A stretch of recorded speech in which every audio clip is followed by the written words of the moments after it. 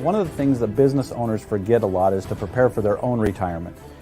Hi, my name's Nick Palavita, and today I'm with a very special guest, a certified financial planner, a chartered retirement plan specialist, and president of National Pension Partners, Max Couliet.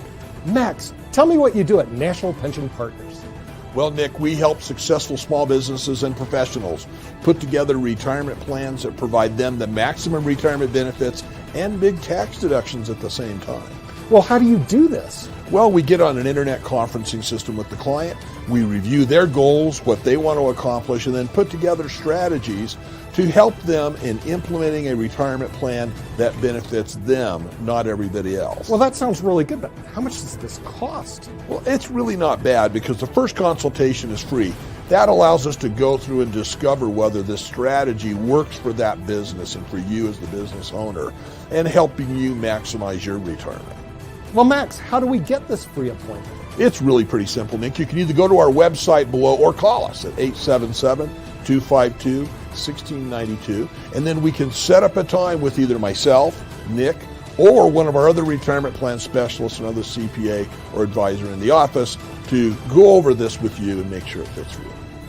Hi, my name is Lewis Haupt. I work with National Pension Partners, and I work with businesses to allow them to put the maximum away that they can for themselves and to save taxes.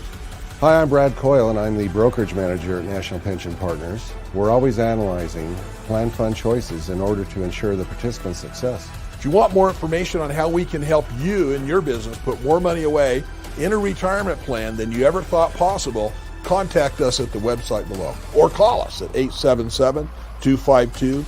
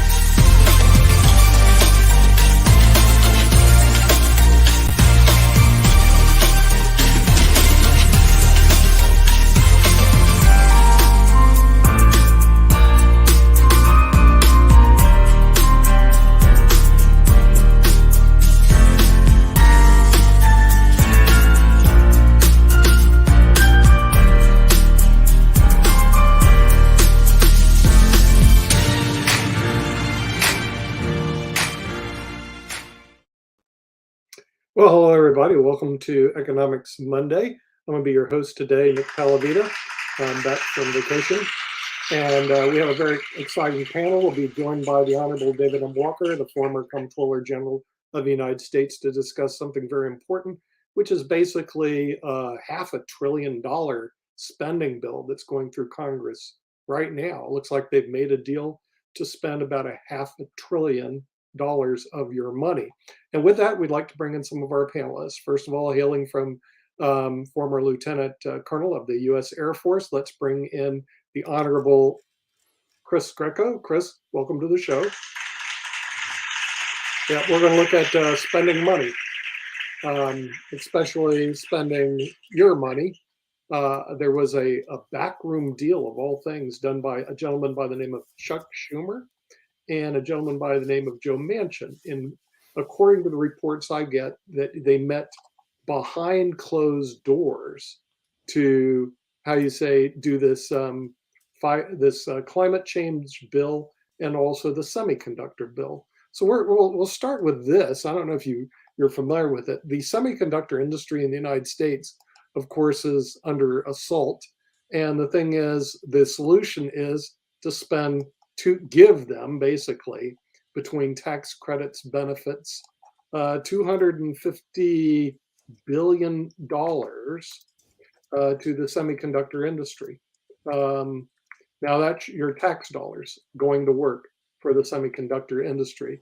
I don't see how that really helps the taxpayer. I'm not sure if the government should be involved in subsidizing a tech industry to this huge amount, but it seems to me Congress is governed by special interests. They're not governed by the interest of the Americans, or Chuck Schumer and Joe Manchin wouldn't be meeting behind closed doors to get the deal done. What are your thoughts, Chris? Well, thanks, Nick, for inviting me on. It's funny that we talk about the inflation, right? Remember when the button was win, right? Whip inflation now. Remember that? That was who was it? George H.W. Bush, or I can't remember. That was Ronald Reagan. Gerald Ford. Gerald Ford, right? So whip inflation now, right? So that was a big deal, and it's interesting how I was just pulling up some data, so I thought I'd throw this on there. But I have a data. Do you want to look at it? So data. This is what is GDP? That's in the blue, and the war in Ukraine is red. So what is GDP? People do not even understand what gross domestic product is. They have no idea. They hear it on the news, and it's kind of like, oh, gross domestic product did this, therefore it must be good or it must be bad because the news says it's good or bad. They don't even know what gross domestic product is. You notice when this popped up July 28th, it popped right up here to 100% of the amount of searches within that time frame, more so than the war in Ukraine. And the war in Ukraine has been pretty seasonal here. So it's just kind of people going around, just kind of every so often finding out about the war in Ukraine. And then you take a look at this and you say, oh, gee, now this has to do with the $1 trillion, right, that they're spending. So you take a look at the GDP here. This is from the business from .gov. So it's basically the business enterprise architecture, or what do they call these guys? They're basically a government entity that does all the business economics. And they take a look at this, and you can sit there and say, this was Q2 of 2020 on GDP from the preceding quarter. So basically, this is the difference here, Q2 of 2020. This is the negative here in 2022. And you can see that and I have a feeling what happened was the Congress kind of looked at that and they said, that's not that bad. Look at where we've been, right? And we've been positive ever since. So, a couple trillion, trillion here, trillion there, it's all monopoly money anyways, because we're going to print it. So you're just going to print a bunch of money, up goes inflation, but hey, we got chips. And if you read the CHIPS law, if you read the actual bill, I didn't see anything in that bill where they said they were going to do any type of funding for chip manufacturing for strictly United States manufacturing. I didn't see anything in there where it says you must build in the United States. It just gave them money and said, I don't see anything in that bill that says you got to build in the United States, which means you could build in China and you still get the money to be able to build in China because these things are made in the USA, but they're not really made in the USA. They're manufactured in China, but they're put together, they're assembled in the United States. Isn't Nancy Pelosi over in Taiwan right now to reassure? I think it's next month. They're still going to get money. Is it this month or next month? I think they're trying to use all their travel funds before the end of the fiscal year, which is October 1st. So I think they're trying to say, go over to Asia. She's trying to, because Taiwan produces 75% of the amount of chips that we use. So all of a sudden they're saying, hey, what do we do? But I think it's going to be, we're just going to give money to the chip manufacturers and then they can do with what they will. So basically we're giving the bonuses to the CEOs, which you need to throw up your book. What is it? The 1%, they're going to benefit from it. They're going to benefit. The 1% is going to benefit. It's going to, the people are getting as big a snow job I've ever seen, Oh yeah. I mean, it's by the Democrats, by the way. Well, the idea with Bernie Sanders is actually against it. Yes, he is. Yes, he did. Bernie Sanders and the Republicans can see through this this huge amount of government giveaway to the 1%, this huge amount of corporate welfare that's heading to, oh, well, it's not going to Australia, unfortunately, Shaquille. But it is going it is going probably to Asia. You know, I mean, and Well, it's interesting. actually, that's a poor comment, Nick. That's a poor comment. I'm well and truly in the 1%, as a couple of other panelists have unfortunately pointed out. I'm well and truly in the 1% in Australia, but I make 90% of my money from America. And so when you say that the money doesn't come to Australia, really? When government in the United States, when government in the United States hands out money to big corporations, are big corporations in America owned by Americans? No. Big corporations in America are owned by the Chinese, by the Japanese, by Australians, by the Japanese. They're owned by everybody else except for Americans for the most part. The majority of ownership of American companies is overseas. You look at the Dow, the NASDAQ, the S&P 500, even the Russell, you will find that the majority of the ownership is overseas. So whenever the US government wants to spend its tax dollars on corporations in America, you are literally giving that money away to other countries. Yeah. But I find it really interesting what you said before we started, which was that you're surprised, as a person who used to be a Republican who's gone to the Democrats, you're surprised that their solution to the problem is to throw more money at it. Why are you surprised? The Republican solution, back when you were a Republican and even today, is, you know what? We need to boost the economy. Let's start a war. And hey, how good is that for the economy? Which it is. It's brilliant for the economy. Do you know how much those Air Force planes that Lieutenant Colonel Chris Greco used to hang around, those big planes? $600 million, $800 million per plane? Easy. Only costs about $150 million to build, but they're $600 to $800 million when they're sold to the military. Republicans loved it. And you know what? Every time, let's spend more of taxpayers' dollars on it. The Democrats do exactly the same thing, but not on military. It is one solution, one answer to every problem. Inflation's out of control. Let's spend more money. Chip manufacturing is a problem. Let's spend more money. And you know what we're going to do? We'll tax the rich because they don't pay their fair share. They only pay 100% of the taxes, but they're not paying their fair share. Let's tax them some more, and then we're going to spend the money on some other things. We might give you a little bit for universal pre-K.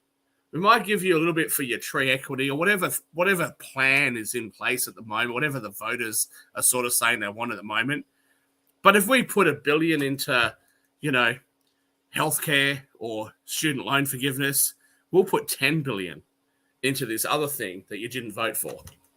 And that's what government's answer is to everything. Let's just spend more of the taxpayers' dollar on things that the taxpayers don't want.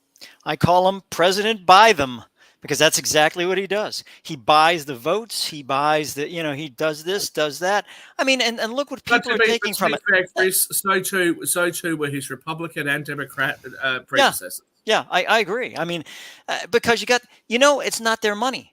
It's not their money. It's interesting how if it's their money, they give $319 per year in charity, which basically is like used underwear. But Clinton did that. Clinton did that. He and Biden, before he became a millionaire, did that. Average $319 a year, charitable contributions, mostly clothes. Cut me a break. AOC's she's had this complaint about being told she's got a juicy booty.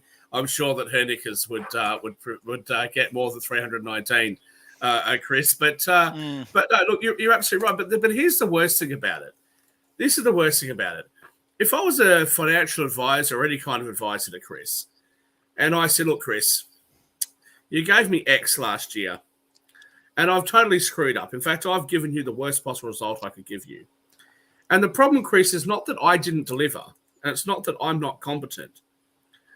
The problem is that you didn't give me enough. So you need to give me more. Now, nowhere in the free enterprise would that fly. Nowhere in the normal world would that fly. But in government, that's what happens.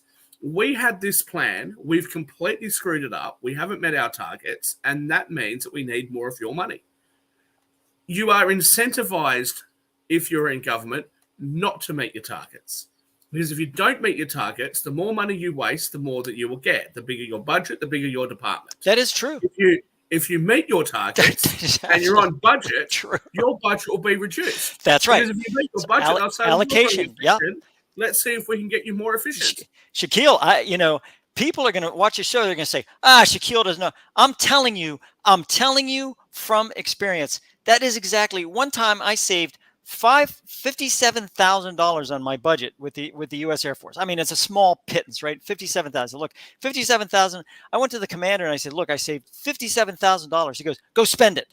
And I said, "What do you mean go spend it?" He goes, "Chris, you got to go spend that money. If you don't spend that money, we get $57,000 less next year." And I said, "Well, wait a minute, boss, this makes no sense to me. I just saved us $57,000. I saved the federal government." He goes, "Go spend it." So I had to go to my senior enlisted, and I said, "Chief, what do I do?" He goes, "Don't worry about that, sir. You just give me that $57,000 and I'll spend it." We got new furniture. We went out and for the troops, did all that, and they were just happy. I mean, they were just so. I mean, they said, "Sir, you've just raised morale in this whole unit by by a quantum leap." And I said, "Yeah, but that's not the reason I did that." And I learned really quickly. That's the thing, Chris. In private enterprise, at least they bullshit to you enough to say that they're trying to maximize shareholders' value, right? So they bullshit you and tell you they're not going to spend your money willy-nilly. They do, but at least they bullshit you first, right? But government doesn't even bother. The government doesn't even pretend that they're going to spend your money well. And I just want to read you something, and I've picked this quote specifically because Mr. Trust Fund Baby Democrat over there always dislikes my favorite president, or one of my favorite presidents, Ronald Reagan. So I'm going to pick on something that was written when he was in charge, and this came from the Department of Commerce to a staff member who asked for a pay rise.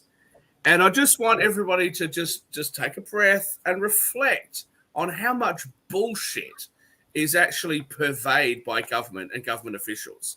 So the person's asked for a pay rise, and in the letter he received, this was the response. "Because of the fluctuational predisposition of your position's productive capacity, as juxtaposed to government standards, it would be monetarily injudicious to advocate an increment." Could you just say no? Could you just say, "Look, mate, you're not getting a pay rise"? Was that sentence really necessary? But the thing is, the morons that are in charge of government, they don't write that. They actually pay people to sit around a room and think of this sort of nonsense, right? And just like you would know, Chris, about the, it wasn't that we attacked them.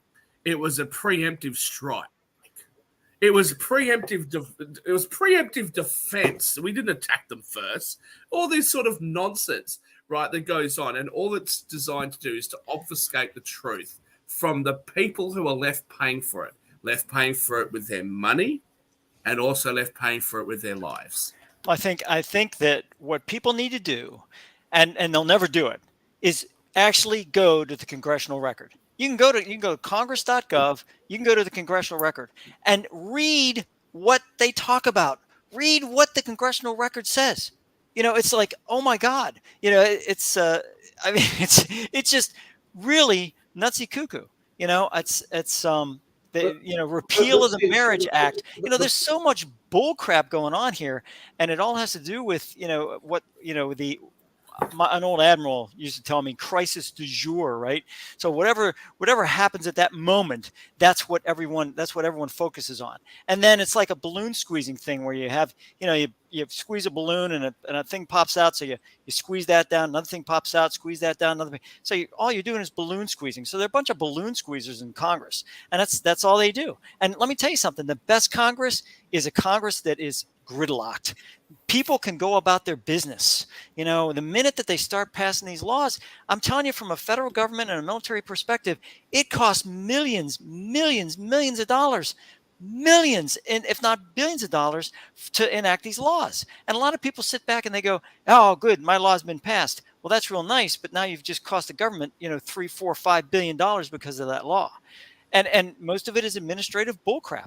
It's, let me give you an example. ACA, right? The Obamacare. And they have this thing called 1095Bs and 1095Cs. Every year we get, I don't know whether you guys, Nick, Kim, I don't know whether you get this stuff or not, but every year I get a 1095B. 1095B means that I've been covered by a medical source. I get one for TRICARE. I get one for Blue Cross Blue Shield. I get one for Medicare. My wife gets one for TRICARE. She gets one for Blue Cross Blue Shield, and she gets one for Medicare. That's 6 pieces of paper just for me.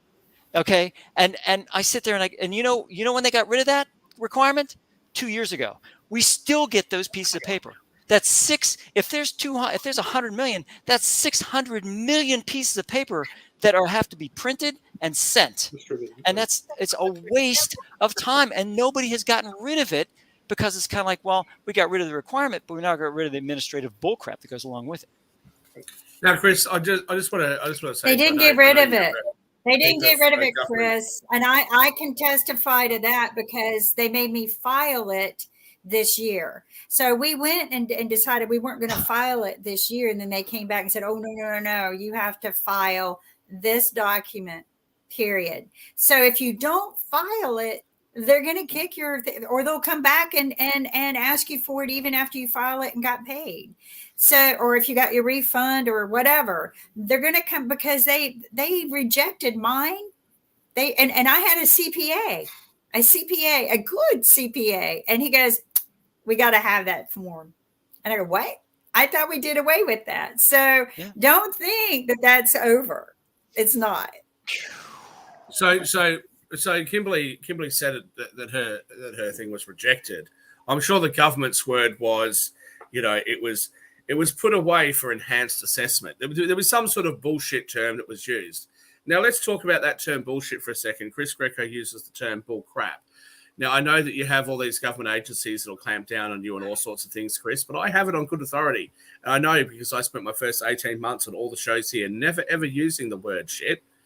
I have it on good authority that it's actually allowed. It's allowed on TV. It's allowed on social media. So do feel free to use the correct term. I know you Air Force guys are a little bit softer than the Marines, but feel free to use the correct language if you like. Well, let's add some more insult to the injury. Well, hang on a second. I just had a crack at the Air Force. Give me a moment here to let it settle in. Air Force crashes. How about this? Not only are we going to spend $250 billion to chip manufacturers, who are, by the way, all rich anyway. So we're going to. Sorry, Nick. So that's not all the 1%. That's some part of the 1%. Some of the people that are in the 1% will benefit. Not everybody in the 1% is going to make it. Your dentist who's in the 1%, he's not going to benefit from this. No, your doctor who's in the 1%, she's not going to benefit from this. No, right? And the lawyers that you teach at university, lawyers who go on to actually be lawyers and not university professors. By the way, this is they're in the 1%. They're not going to make it. In case you didn't know, this is what we call corporate welfare. And the thing is, it's huge, bigger than regular welfare. But let's add some more corporate welfare. $350 billion to climate change garbage. And not only that, to get the deal done, your friend Chuck Schumer had to go behind closed doors in the basement of Congress to meet with Joe Manchin privately to cut the deal. Now, why is it that these people are going behind closed doors? Don't they work for us? I guess not. Joe Manchin and Chuck Schumer work for Joe Manchin and Chuck Schumer. If they really worked for us, they would be in front of everybody telling people what's going on. But that's not who they work for. Joe Manchin, Chuck Schumer work for Joe Manchin and Chuck Schumer. And apparently they also work for special interest in the climate industry. They work for special interest in the chip industry. So, but what they'll do is they'll sell everybody, oh, you got to vote for us because of abortion, gun rights, and immigration. Yet in the meantime, they're responsible for inflation. Because we're going to talk to the Honorable David Walker in a couple minutes about that. But the government's spending $500 billion on money that we don't have to organizations that don't need it is going to cause inflation. At least that's my thoughts. I don't know what Let's talk about this just for a second. First of all, I believe in climate change. You know why? Because climate has been changing since the earth was formed. So there it is. Climate, I believe in climate change. Now we get down to, in fact, I put on the data show about climate aspects and those types of things. But the bottom line is this, is if people really believe in climate change, you know what they need to do? They need to tear up every road in this nation because it's asphalt. And asphalt is made from petroleum byproducts. So they need to tear it all up and they need to replace it with, I don't know, grass. That'd be good. Then they need to take every single one of the windmills that are out there, you know, doing the wind farm horse poop, and they need to stop taking the blades off and putting them in landfills, because the blades are good for 25 years, but guess what they're doing? And I can show you that what they're doing is they're taking them down to 10 to 15 years and they're putting them in landfills. Why? Because they're not recyclable. You know why? Because you need coal and oil. You have to have those two things to be able to produce steel. You cannot produce steel and aluminum without coal and oil. And people sit back and they go, well, you know, so what? I said, good. Then you don't like the shirt you're wearing, because guess what? Guess what produces that shirt? Steel. Steel, you have to have machinery which is made from steel to be able to make your shirt. You need machinery which is made from steel to be able to make your shoes. You need machinery which is from steel to be able to make it. And that's the way it goes. And people sit back and they go, well, I didn't know that. Because you're an idiot. Because you're sitting back saying, what the hell? Get rid of all our coal and oil. Well, that's just super duper. But guess what? There is only 3 forms of heat that can produce steel: coal, oil, or nuclear. That's it. You can't do it with wind farms, and you can't do it with solar, and you can't do it with geothermal horse poop. Yeah, hang on, you can't. Sorry, to be fair, you can do it with geothermal, and you can do it with hydro, but you're limited. Well, hydro. I'm sorry, you're right. Hydro, you could do that. But you're limited. But you're limited to your locations. Now, geo and hydro can save more than their projected expenditure over their lifetime. Solar and wind farms, that's more tenuous. In some places they can, in other parts they can't. The real issue is, and look, I'm an environmentalist. I care about the environment. I really do. And most Christians I know say we want to look after the planet. We want to leave a good planet for our kids to inherit. This is not something which is exclusive to the left. Conservatives care about this as well. But what we are seeing is that there's such a push for this that they want to silence conversations and questions that are quite reasonable. So what is involved in putting a battery in a car? How much mineral resources are involved? How much of the ground we need to dig up? Is it going to save as much as what's actually expended? And at the moment, you've got places like California that are promoting electric vehicles, and behind electric vehicles, hidden away, is a diesel generator generating the electricity used to charge the batteries. Why are you doing that? Right? And there's going to come a time, and look, I don't have a lot of real good stuff to say about Greta Thunberg, but there's going to come a time when other people in her age group are going to say the same thing. How dare you? Right? That generation has been taught about looking after the environment. That's not a bad thing. When I was in Cub Scouts, I was taught that we should, leave every place better than it was when we got there. Went to campsites or whatever. Okay, that's a good thing that the young people are interested in the environment. They're telling you, government people, they're telling you this is what they want. They want to have cleaner energy, renewable sources. They want there to be less impact on the environment, etc. And what is being delivered to them is a whole heap of bullshit. Okay, it's a whole heap of companies that have said, if we can mask what our emissions are, then we can pretend that giving you a wind farm is actually going to provide you with better electricity at a lower cost to the environment. And it's not true, but they do it anyway. And at some point, there's going to be a generation of people that say, you lied to us. Mm-hmm. I hope it's Gen Z and I hope it's younger millennials that will actually say, stop lying to us. I really do. Because we can actually, we can't knock out all fossil fuels, but we can heavily reduce our emissions, but we're not prepared to do it because it doesn't make political sense. And the reason it doesn't make political sense is that when these projects are done, they're done. And there is a return on investment, and that is it. Nobody is going to lobby government to get a 1% return for the next 80 years. Nobody's going to do that. People will lobby government, left and right, Republicans, Democrats, Labor Party, Liberals, Tories, Labor, whatever. People will lobby government if they know that they can make continual money and they can have growth. Mm-hmm. That's what they're going to do. And that's the real problem that we have when it comes to renewable energy or anything else that is going to be good for the collective society. Why is there no maglev trains in America? Why is there no high-speed rail? You don't need it between, New York, between Central Station and Brooklyn.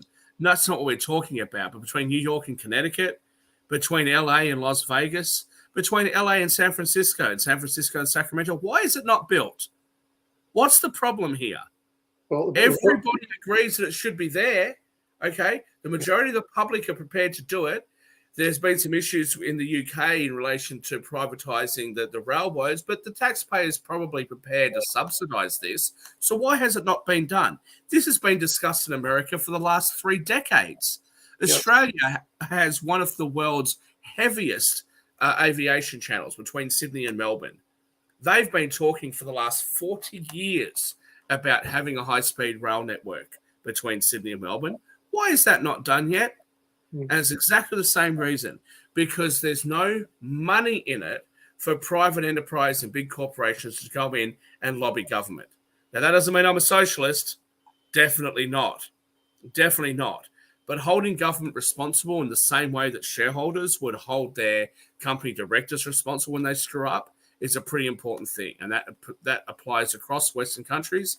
And until Western countries get this right, places like China get to say, hey, we've greened our deserts. What have you done lately?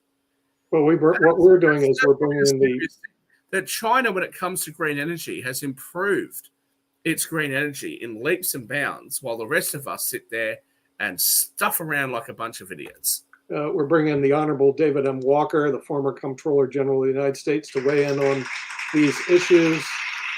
Good morning, David. We have a couple issues going in your neck of the woods in the Washington, D.C. area. And the first one to look at is this one, $250 billion to the chip industry.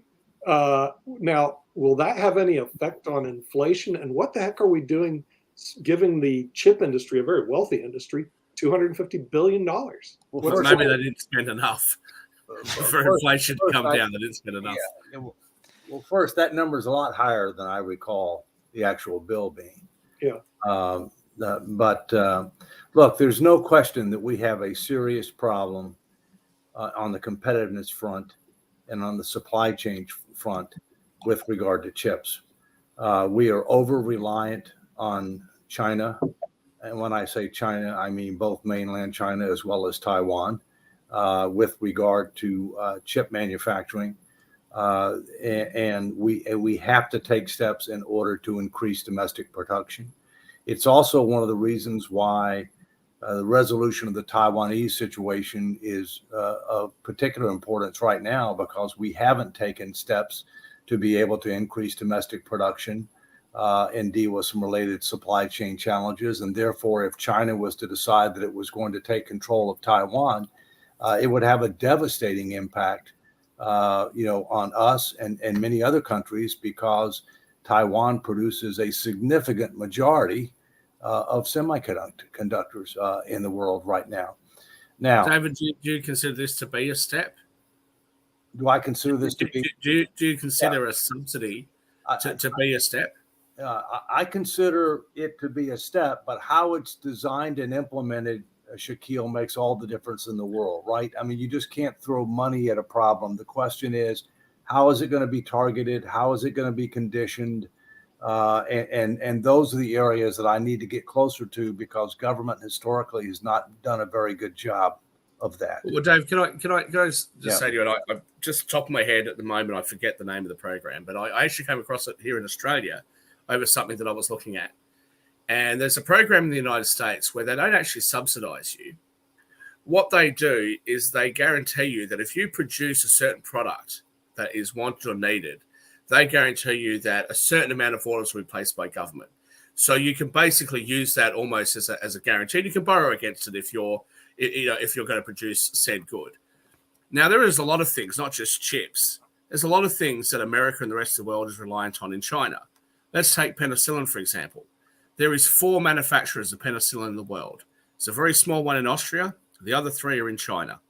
Forgetting about the political issues in China, if there is a hurricane, earthquake, etc., some kind of event that disrupts the supply line, the world runs short of penicillin. It costs about 20 to 25 million to set up a penicillin manufacturing facility.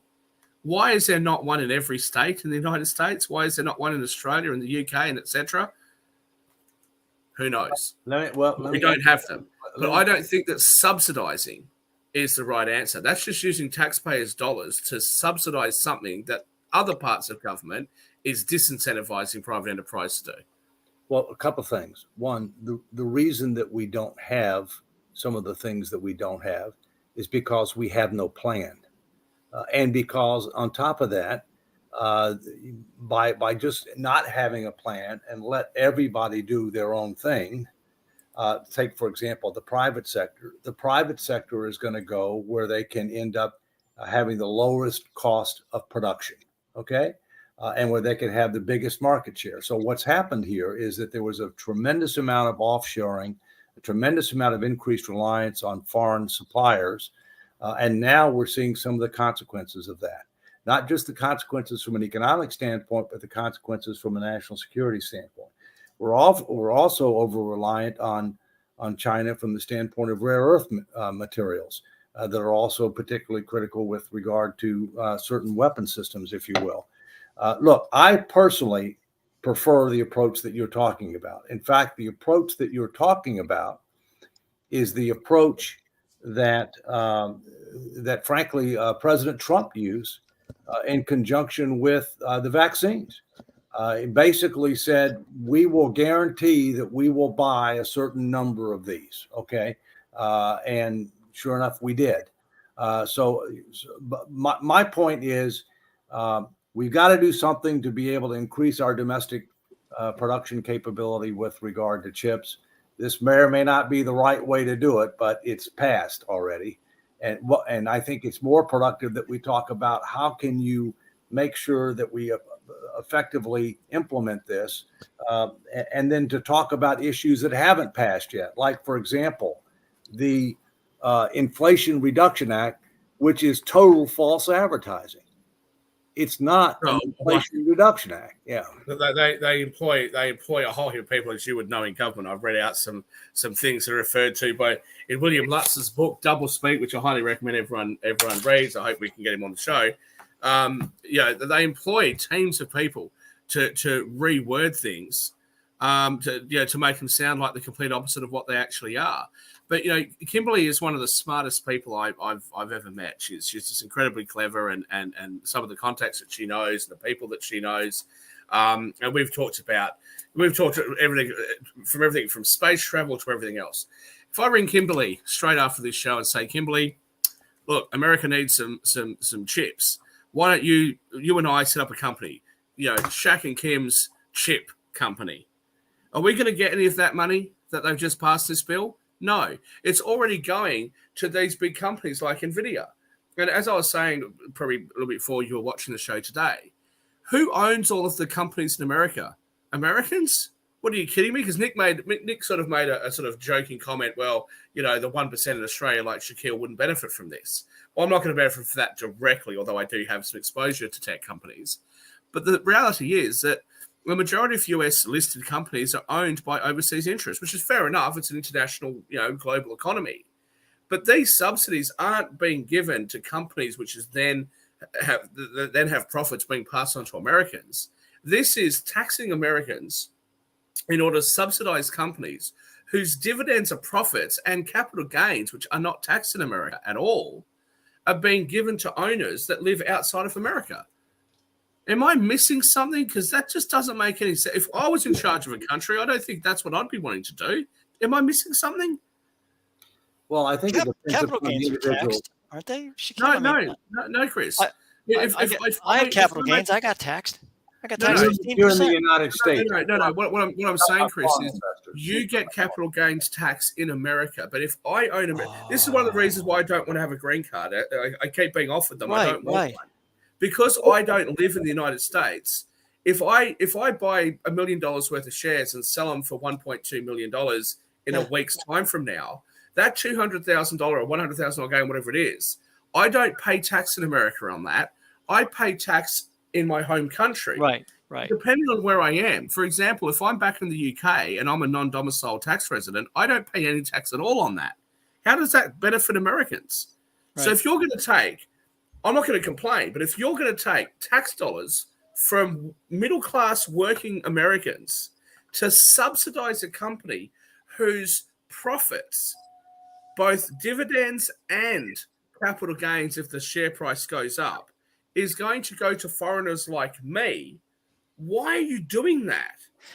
Well, Dave, I think you can clarify that, Dave. I think if I'm an American and I'm overseas and I earn money, that goes to the U.S. gross domestic product. I think I'm correct on that. I'm not sure that if I'm overseas and I'm an American and I earn money, with a company that's overseas and that company is owned by me overseas, it still contributes nominally to the gross domestic product. Only because the US taxes citizens on the worldwide income, even if they live outside of America. But no other country other than Eritrea does that.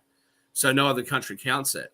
So you're right. You're right. What you're saying, Chris. You're missing the big point. Okay, the big point is who owns the individual companies involved here. Okay, the one that's been very visible lately is NVIDIA, in part because the Speaker of the House's husband took a large position in NVIDIA. For the record, I own some stock in NVIDIA, and I owned it before her husband owned it. Okay, the difference is he sold it. I still own it. But it had nothing to do with this legislation. I mean, in any event. So I think you have to analyze it on a case-by-case basis, all right? Not all companies on the stock exchange are majority owned by foreigners. And in fact, a significant majority of stocks that are owned are held by or institutionally owned, if you will. And the recipients, funds, whether it be pension funds, mutual funds, whatever, right? So, but Dave, hang on. The beneficiaries of a lot of those mutual funds, pension funds, and institutions like BlackRock are overseas investors. But even if you were to leave that aside, if Kimberly and I decide to set up, Kimberly and Shaq's chip company tomorrow, why are we not entitled to that subsidy that's being given to? I won't pick on NVIDIA because I bought shares just after Paul Pelosi and I sold them just after him as well. But why is it exactly that other companies can get that subsidy, but Kimberly and I can't, even if we can prove manufacturing capability and that we can provide chips that are at least as good as the chips being manufactured? This is a government handout to some people. This is what's just happened with the milk, right? There is no reason why Abbott Milk under the WICS program got that big subsidy at the expense of everybody else. Where's the free competition? This is unfair. Here's what it comes down to. What are the criteria for being eligible for the assistance? Okay. In the case of the COVID, trillions of dollars that were spent for COVID, all right, the criteria were very loose. Not just big companies, individual entrepreneurs, individual barbershops, whatever. The criteria were very loose, all right? I don't know what the criteria are for this particular piece of legislation. I do know that in many cases, both government and, quite frankly, the philanthropy sector, have criteria that if they're going to end up providing funds for a particular entity, that entity has to meet certain criteria. And many times one of the criteria that entity has to meet is it has to have been in business for a certain period of time in order to demonstrate that it actually can be successful in the area that it's trying to compete in. I'm not saying that's right or wrong. And again, I don't know what the criteria are here. Well, I'll come back. I prefer the guarantee, the approach that we talked about before. No question about that. I'll say it's wrong, David, and I'll tell you why I'll say that. Because Kimberly, you're muted. If you're trying to say anything, you're muted on your mic. We can't hear you, Kimberly. You're muted. Okay. So what I'll say to you, Dave, is whenever government is lobbied by private enterprise often wants there to be a lot of regulations. Big business want high regulations. They want a high barrier of entry. What that does is it entrenches their position. So when they lobby and they say, look, give us subsidy, they will have the veneer of fairness. Anybody can access it, but you must have at least 10,000 employees. You must already have blah, blah, blah, blah. So what they do is they get government to pass legislation that only they could possibly meet, criteria that only they could possibly meet. That creates an unfair playing field. And we shouldn't have that. When people complain about capitalism, I understand. I really do. Capitalism has a lot of flaws. Those flaws should be tempered by regulation. The answer isn't socialism, in my opinion, but what we have is worse. Instead of having the best of both systems, we've got the worst of both. We have these public-private partnerships on the one hand, and in the second place, what we have is government subsidies or government incentives that appear to be available to everybody, but are actually only available to the groups that are already there. Hence the reason why they lobby for them. And I don't think that improves national security if there's an issue with that. And I don't think that improves the stability of the country and stability of supply when the system is being gamed to that degree at taxpayers' expense, which is the everyday person who has to pay for it. I want to make a statement here about something David had mentioned concerning when we did the stimulus package, and how it was just done very freely, so to speak. But I read the rules and I read the application inside and out, and actually knew things that some of the CPAs didn't even know. But the stipulations behind the COVID were specifically that you were to get the PPP, and over 75% of it was to go towards paying your employees, which meant generally you were providing them that you have payroll. Pretty much you pulled your payroll as well as your other expenses. The rest of the money was supposed to be used if you needed it for operating your company, which was, around 25%. Now, I read this intimately. I also read the policies. I read what the bill was doing and distributing to companies. Now, it also not only did that, they turned around and said, well, we're going to pay everyone $1,800. Well, why are you paying everyone $1,800 when we're supposed to get a payroll check and those, from our company that you just paid? And on top of that, you're supposedly paying some people unemployment. So none of that made sense to me whatsoever. Now, what happened is probably the most pathetic part of all of this. Majority of those companies got that money. And how many of them do you really think paid payroll? All right. I would love somebody to pull a statistic on how many of them actually paid payroll. There were also fake companies that applied for this. And the other problem with that program was there was a short window of time to apply. So you really had to have all of your stuff together to get in during that window to get a confirmation number. If you applied after the window shut, you didn't get a confirmation number and you were not guaranteed the PPP. Now, I read this. I was part of it. I didn't get the money, even though I had a confirmation number. But I know companies who did. But I do know for a fact that if they had done it differently and said, pull your payroll, give it to the government, and the government will cover the payroll, and then you wouldn't have had to send out the $1,800. You could have collected taxes on that payroll. The companies wouldn't have got it under false pretenses and never used it properly. And people could have spent the money and stimulated the economy, not with an $1,800 check every 3 months, but with their real payroll. You wouldn't have had to worry about realtors and landlords and them not getting paid.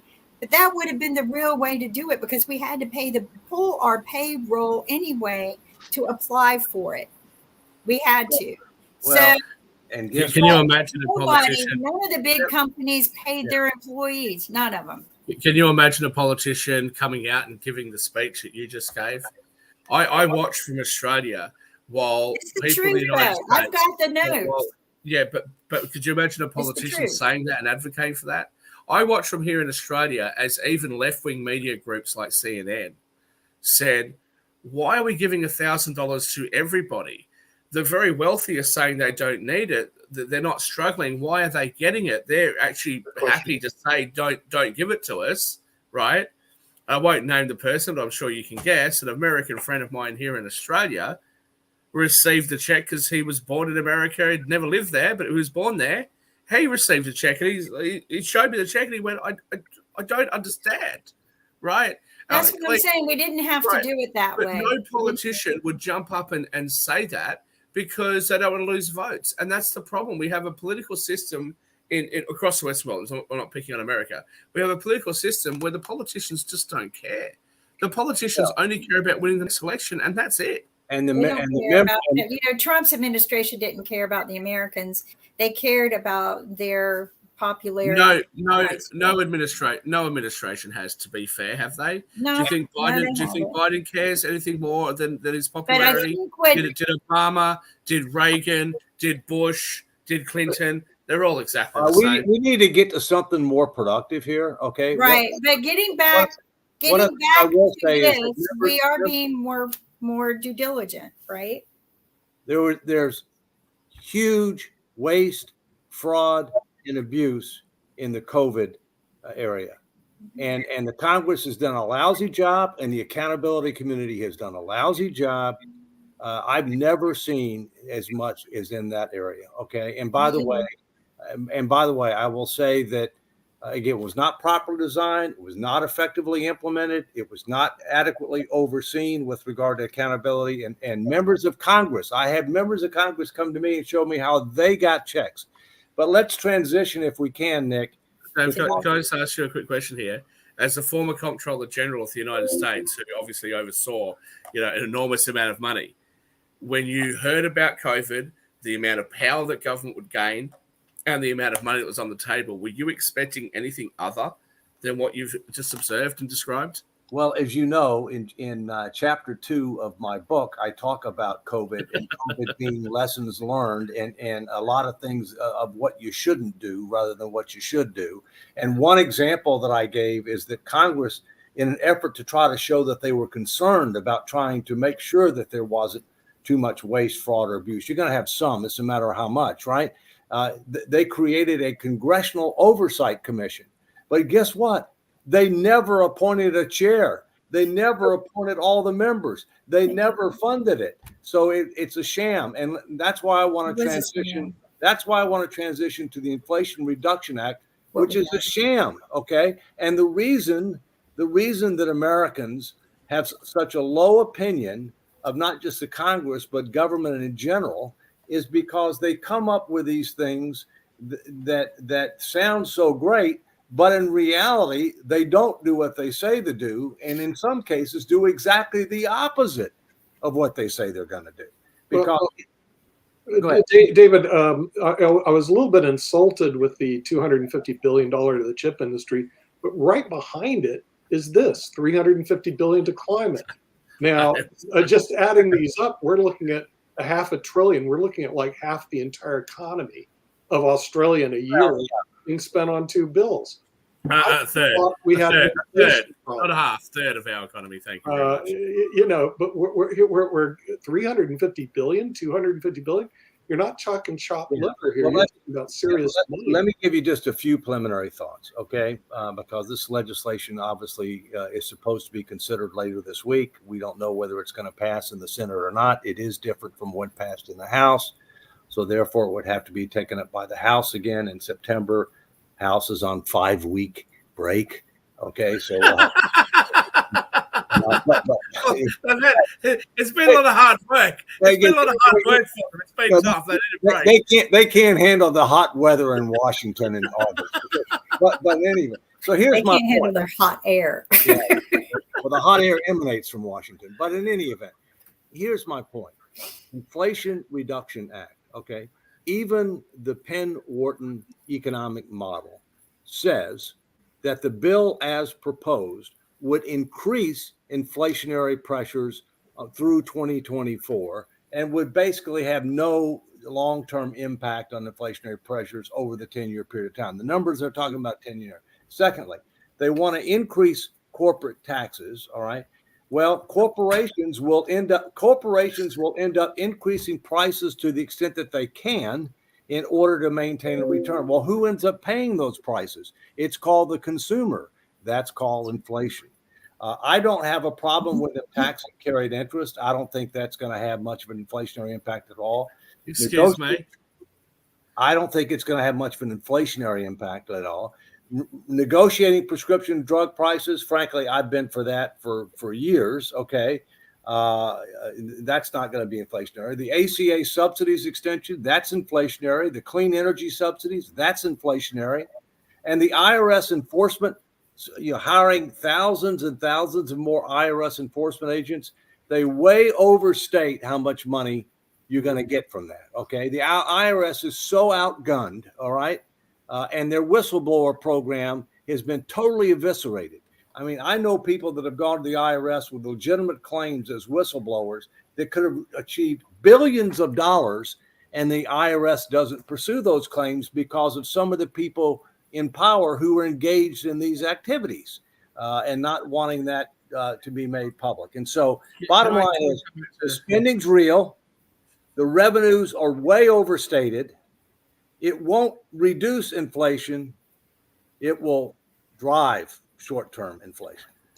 Can I come back to carried interest for a second, David? And look, you and I agree generally on about 95% of things, but I just want to talk about carried interest for a moment. So if what you're trying to do is go after hedge fund managers, people like me, I'm no longer a hedge fund manager, but people like me, I understand it's not going to work, but I understand we'll just dodge the tax code. But I understand why you're trying to do that. But if what you're trying to do is to go after capital gains tax and try to increase the rate, there's a couple of problems with that. And one of the problems is that when somebody buys an asset and defers their income or puts their income into something in order to get a gain later on, you have to account for inflation. Now, if you don't do that, then what you're going to do is you're going to cause those people to say, we will no longer hold those assets, or we will want to have a significantly higher price to make up for the extra tax that we have to pay. If what you try to do is to go after carried interest with hedge fund managers, it's a fairly small sector of the market, given that most hedge funds are structured as partnerships outside of America. If what you're trying to do is to get those ones that are there, all they're going to do is restructure themselves overseas, or they'll invert insurance contracts. They're not going to pay it. It just seems like a complete waste. And a lot of the time when you're assessing whether something's worth doing, you also have to assess whether the enforcement cost is going to be at least met by the potential revenue. I don't think carried interest is one of them. I know I'm biased because that's the area where the money. And let me be clear. We're not talking about increasing the rate, okay? We are talking about targeting it to a fairly small population, okay? I don't believe that you should end up having to pay tax on unrealized gains, all right? No, that wasn't what I was suggesting. No, I know that's not what you're saying, okay? But part of the issue is our entire tax code doesn't adequately consider inflation. In fact, brackets are indexed to inflation, all right, which means that the government makes more money when we have inflation, all right? They make more money, and you properly point out that, my Lord, I mean, I buy something 10 years ago for $10,000, and now with the inflation that we have now, I got to pay capital gains on inflation. But there's going to come a point, Dave, where they're going to say to people like me, well, if you invest in America, well, maybe they won't. I hope they never do. But they're going to say to people like me, well, you invest in America, but you don't pay your taxes here. We're going to tax you. See, this is the big problem with subsidies. And what makes me talk about this is I see it happen in my own countries, right?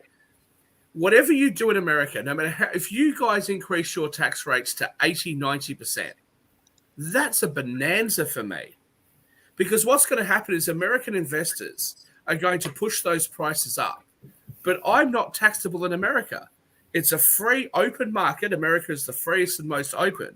So I can come over there and buy $100 million worth of property. The property can quadruple in value. So I'm now got $300 million in gains. but I'm not an American citizen. I don't live in America. My tax bill to the American government is zero. Well, with I've that, only we're got going to to have pay to my home country. How does that make sense? We want to thank the Honorable David M. Walker, former Comptroller General of the United States. We'll bring back tax and economics next week, and thank all of our viewers in the United States and also around the world. We'll see you all next week.